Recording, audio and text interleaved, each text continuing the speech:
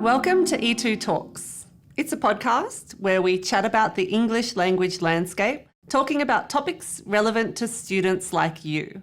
In this podcast, Helen Cook from ETS joins E2Expert Sayli to give you the latest update on the TOEFL Special Home Edition. Keep listening to find out everything you need to know about this test, which can be taken from the comfort of your own home. Enjoy! Hi, Helen. Thanks for joining us today. And welcome to our E2Talks podcast. So let's start off by introducing ourselves. I'm Sayli, and I'm the head of TOEFL here at E2 Language. And I mostly deal with creating content for the test and helping our students get their desired score. Can you tell us a little bit about yourself? Thanks, Sally. My name is Helen Cook. I live in Brisbane, Australia, and I work in client relations for ETS TOEFL in Australia and New Zealand.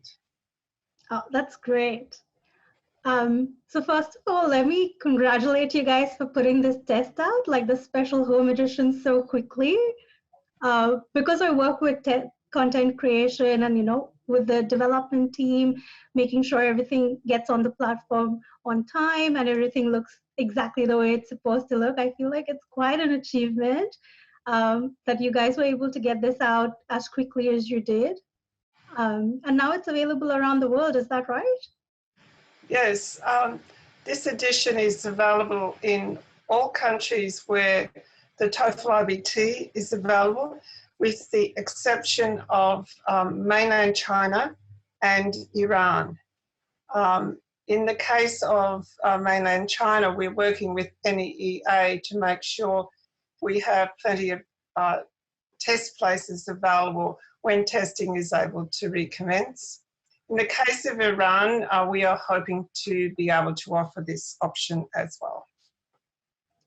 Yeah, that makes sense. The situation in those countries is quite difficult. So hopefully students there will have access to this test soon. Mm-hmm. Maybe we should start off by telling them what the TOEFL Special Home Edition is. Okay, so the TOEFL Special Home Edition is exactly the same TOEFL IBT test as is offered in test centres, but it uses remote proctoring, which is a high-touch, real-time proctoring of the test so that the test taker has security measures around them while they're taking the test at home. Okay, so you said it's the same test. Does that mean that there are no changes being made to the test?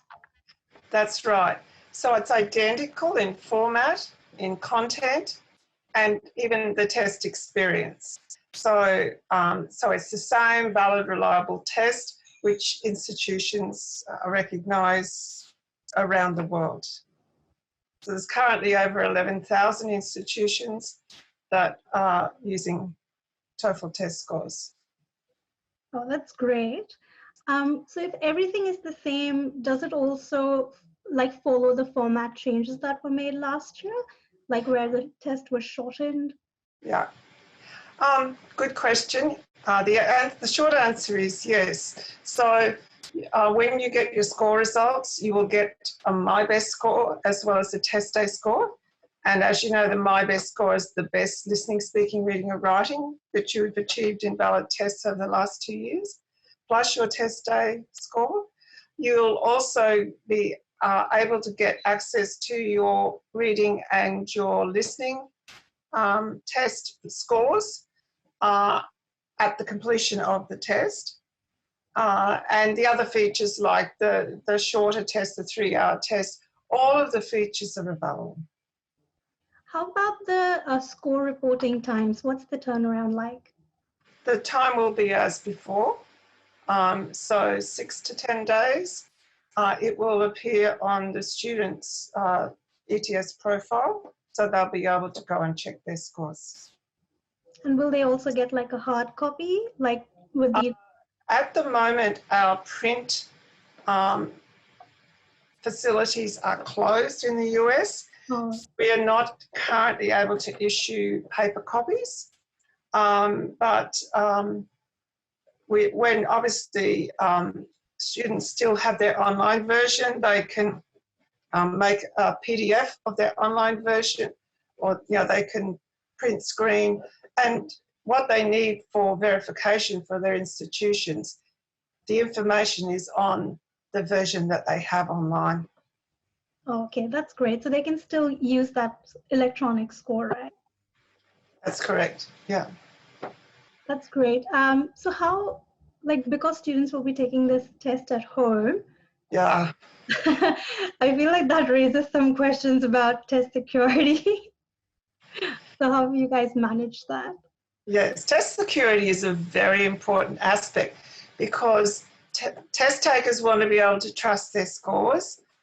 Institutions want to be able to trust their scores. And of course, we wish to maintain our reputation for secure testing as well. So there's a whole range of requirements that students must meet, especially in terms of the technology they're using, the environment in which they're undertaking the test. But the main thing is it's a combination in terms of security, a combination also of live proctoring and for the whole test, and the use of artificial intelligence tools. So ProctorU, which is doing the proctoring, is a very experienced online proctoring company.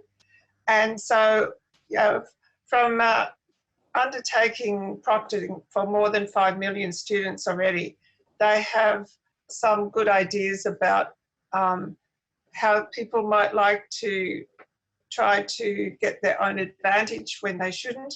So they've developed very sophisticated biometrics. For example, if you look on their website, they talk about keystroke biometrics. I had never heard of this. Apparently, you and I and everyone else has individual keystroke biometrics that are not the same as anyone else.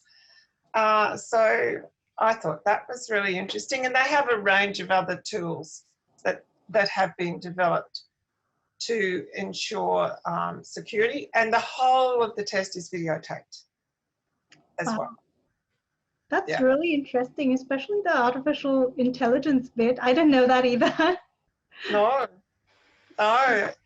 it's quite an interesting area of development that's become very important more recently. Yeah. Yeah, definitely. I remember I attended this webinar that you did last week, and I remember you talked about eye movement tracking thing as well. Like they track your eye movements to see if you're trying to cheat. Yes, they do gaze tracking. That's correct. And so they're trying to see if you're, looking at something or looking at someone who's trying to give you information. So yes, they do gaze tracking as well. Wow, that sounds very interesting. Yes, I know. So they've definitely got the artificial intelligence bit down. How about the human proctoring? Like, how does it work? Like, can you see your proctor?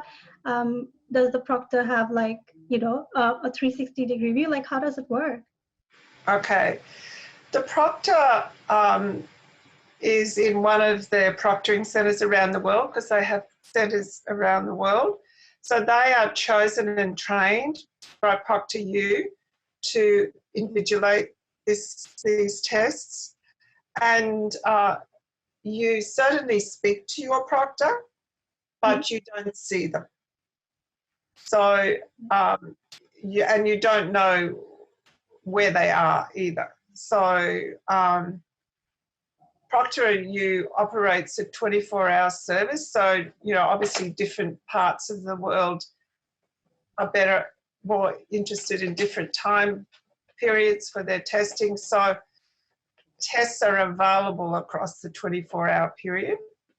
So the proctor, when you go through the process, first you register with ETS on the registration side, then you actually register with ProctorU. So, and that's when you select your time for your test and everything. And so ProctorU also can see what you can access on your screen. They have accesses from their system to ensure everything's closed down and there's no one's trying to open, some program that they shouldn't or something like that. So the Proctor goes through the whole of the environmental requirements before individually with you before you start the test. So that takes a little while, just to do all of that checking. Yeah.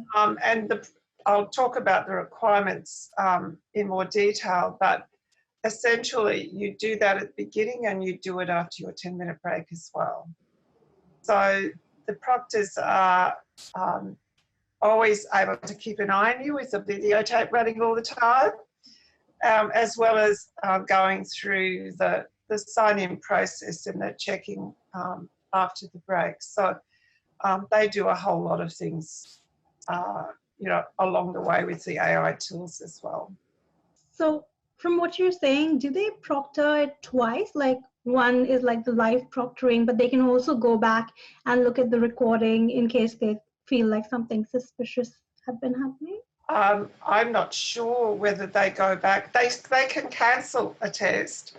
Okay. During the test if they have a strong indication that someone is cheating.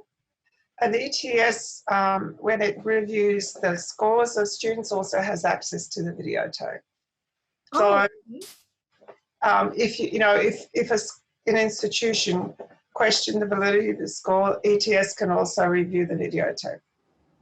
Oh, that's good. So the students can see it as well, right? No, the students don't see the videotape, but ETS can. Oh, so they can send it to the institution. Yeah. Right. You spoke about the break. So will they be recorded during the break as well, or does the recording stop and then you come and you do the sign-in process again?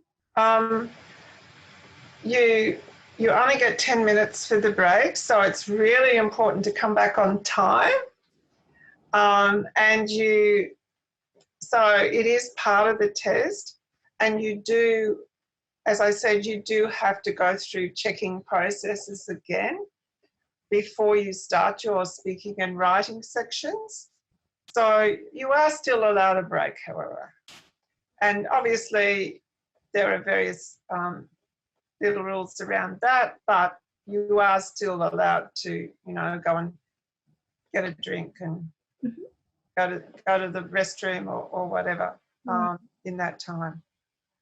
Yeah, that's important because it's it must take quite a while to get through the test, right? Because the test itself is 3 hours, and then the signing in process, the break, all of that.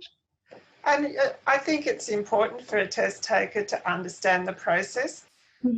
There's a website a student website that goes through the 5 steps and provides quite a lot of detail. For example, we don't encourage you to register for a test until you've actually checked that you've got the minimum technical specifications. We don't want someone to go through all that process and then discover that they didn't meet their computer didn't meet the technical specifications. So there, as you say, there are a number of steps to take, but the website covers, the main process, and so students can familiarise themselves with what to expect.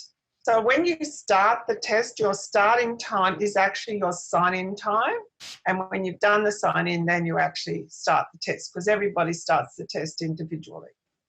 Right. And sorry, I forgot to mention, so it's one-on-one proctoring, right? It's not like one proctor is proctoring like a whole class or anything. They may have a few people, they won't have a whole class. Oh, so one proctor can be proctoring more than one person? Yes, that's correct, but the numbers are very small. Right. Oh, that's interesting. And what happens if, the student suddenly loses their connection during the 10-minute break, or they're late because of internet problems? Okay, so once they have commenced the test, if the break is really short, like can be reconnected straight away, they're allowed to continue. But if it's prolonged, then that becomes a security issue. So the test will be cancelled, or they won't be able to continue, but they can reschedule at no extra fee if they have an internet outage during their proctored test. So they can go back and retest without having to pay for a second test. Oh, that's great. So will they have to do all the sections? Because we have our timed mini mock test on our platform for students to prepare. And the way we've programmed it is that if they are kicked out while they're doing the speaking section, then they get to do the speaking section again. But if they've already finished and submitted the reading and listening section, they don't really have to do the whole test again. Is it different? Yeah, I suspect they will have to do the whole test again. Oh, okay. So you have to be very careful. So how do you guys check if they have all the requirements? What are some of the requirements, some technical requirements that students should be aware of? Yeah, the requirements are quite detailed. So I will go through them for you. As I said, some of this information is available on the website. So firstly, they have to be in a country that we're offering the test.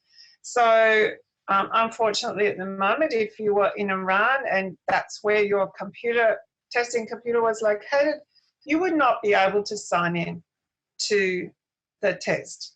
So that's the first thing, I guess. Second thing is the computer requirements. Mm-hmm. So at the moment, you need to have a PC with Windows. So no. I'm working on the Mac version, but that hasn't been released yet.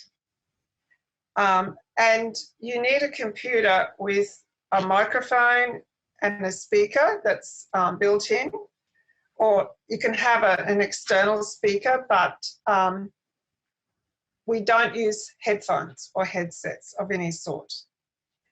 Also, with the camera, which is obviously necessary, you can either have a camera that's built into your laptop, or you can have a webcam that sits on the top. So you need to be able to show the environment to the proctor. They need to see. You have to have, in terms of where you're sitting, you have to be in a room by yourself. Mm-hmm. You can't be in a room with other people. You can't be in a public space. You have to be alone. So there can't be anybody else there or coming and asking you questions or something. You must be at a table or desk as well. So you can't use a tablet or a phone, okay? So you've got to have a laptop, you've got to have a desk, and you have to have a standard chair. So no lying in bean bags.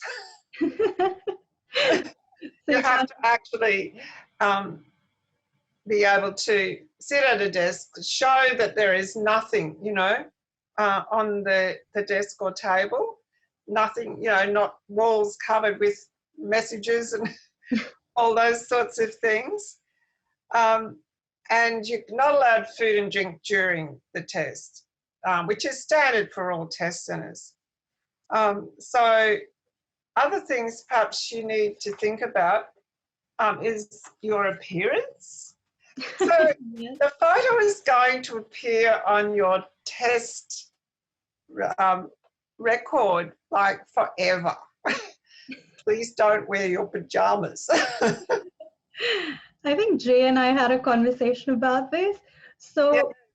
will the proctor be like, okay, you can't take the test because you're in your PJs, or is it like, it's not quite a requirement, but it's a suggestion? Well, we certainly tell them that they should be dressed appropriately because they're going to be videoed and have photos taken, and they're going to have to live with it. So, also, some very other specific requirements. Your ears have to remain visible at all times, and even you can wear religious head covering, but still you need your ears to be visible. And remember, we're not using headphones. So the other thing is you can't wear things like watches and big, hair clips and things. They are potential security issues as well. So you need to be dressed appropriately, but no jewelry and watches and things. So that's typical of any test environment. No sunglasses, for example. no other accessories. And as I say, all of the environment will be checked by the proctor before you even commence. So, one other point which is important is note-taking. Note-taking is really important in the test, and you can either use a small whiteboard with an erasable marker, or you can use, the plastic sleeves we can put sheets of paper in. Right. You can write on the plastic with an erasable marker and have a clean sheet inside so you can see it. Because what happens at the end of the test is the proctor watches you erase it all. Okay. We don't want you stealing questions and things like that, obviously. So we try to ensure that anything that you do take notes on is actually removed at the end of the test. So can the student have like multiple sheets of paper with the protector, or does it have to be just one single sheet? Well, I actually did acceptance testing. I had more than one, and I wasn't stopped, but I had to show what I had. And so I think that the proctors do certainly check what you've got with you. And do you have to erase the notes at the end of a particular section or at the end of the test? At the end of the test. Okay. Yeah. All of that is really interesting. And yes, I think it's very important for students to know about the religious head covering because they are going to be videotaped, like there's going to be like a video recording. I remember reading on the website that you can't really take this test from a public place. But what if somebody doesn't really have like, a study in their house? What if they go to a library and they get like a room and they're sitting in that room and taking the test? Is that okay? Or? I think if you were in a room by yourself and had all the requirements and, the room had clean walls and desks and so forth, I think that would be acceptable, but you can't be in like an internet cafe, for example. That is not acceptable. Okay. So, yeah, you have to have a private space that only you are there doing work. So, so you can shut the door and shut other noise out and, distractions and so forth. Okay, that's good to know. And how about some of the other things that ETS is doing to meet student needs in this difficult time, because it's really hard for students to sort of go to test centers and a lot of the tests have been canceled. What if students have already paid for a test? Like, can they switch over to this version? Okay, so yes, there aren't many test centres available at the moment. There are still a few in some countries that are operating, and certainly they're operating within revised procedures so that, we're ensuring the safety of the staff as well as the test takers. Additional cleaning, you can wear your face mask except when you're signing in and when you're doing your speaking, if you're at a test centre. So those things have been put in place. It is certainly possible to reschedule, and there's no rescheduling fee. Oh, that's great. So, yeah. So, the price is the same as well as you would if you were taking it at a test centre. You can use test vouchers. If you have purchased a voucher, you can use a test voucher. So in terms of rescheduling, if you already have a scheduled test date, you might need to call customer service to get at ETS, and the information that's on the website, to get them to release the money so you can test at home. If you're in a country where there is still testing and remote proctored tests are offered, if you don't feel comfortable going to the test centre, you can still do it at home. So in those countries where testing is operating and where this is available, you can do either. So we will move the money. You don't have to lose the money. There's no rescheduling fees. And it is even possible, once you've booked a test with ProctorU, if something happens that you need to change it, there are constraints, but it is possible to also change that. It's good to know that ETS is really, making efforts, because I feel like a lot of other test students are just, left in limbo. They don't know what to do. It's certainly been a very big project for us, and we know that it won't be able to suit everybody, for technical reasons, environmental reasons. We also are still working on the needs of people with special needs, accommodations, test accommodations. We are working on that at the moment as well.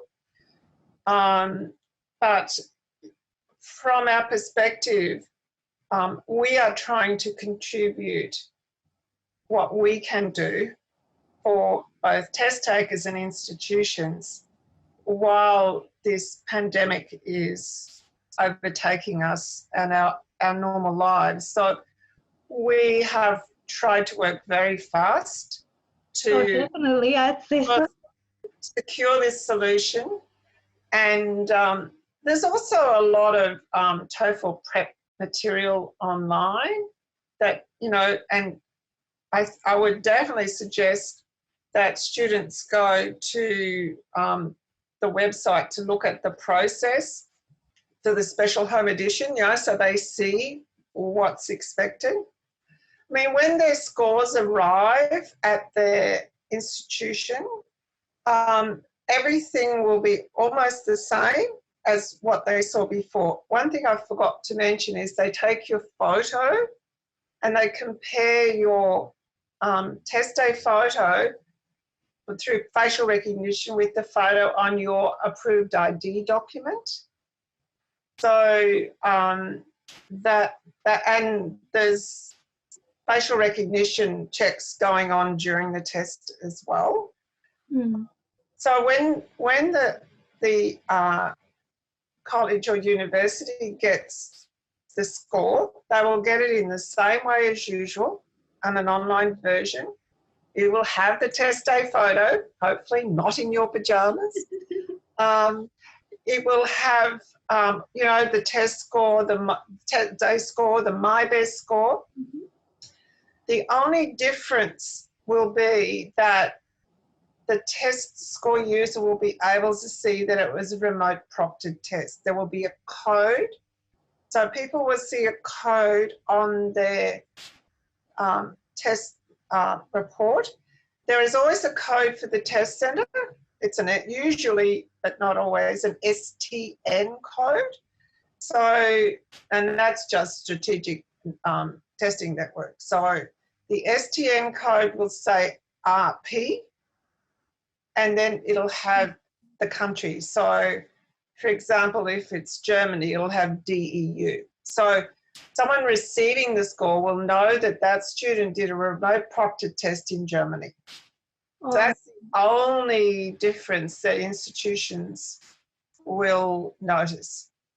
And as I said, they can ask for reviews of scores and all the other things that they now do. Test takers might be interested to know that on that screen already there is 1 minute of one of their speaking questions.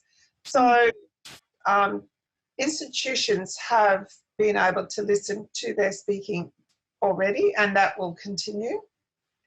So basically all of those processes are in place. And so in terms of the test takers, this edition of the test, you know, they can prepare as they would for the usual standard TOEFL IBT test. They can do the test, they can get the scores. It's just the remote proctoring that's different. right. So talking about institutions, do we know which institutions are accepting the test, this edition? It is a bit early to tell. I did, for Australia and New Zealand, I did webinars just last week. Mm-hmm. Global webinars going on. They have been going on probably for 10 days now, and more are coming next week. So we are still in the information phase of advising institutions so they can make an informed decision. Mm-hmm.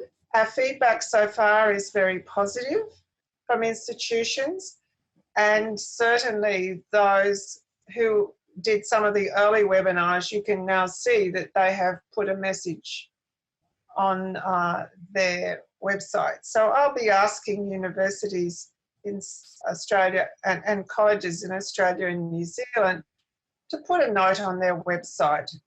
We are not aware of any institutions who are refusing, but you know, it is their decision and they need to review the information, and particularly around the security of the test. Mm-hmm.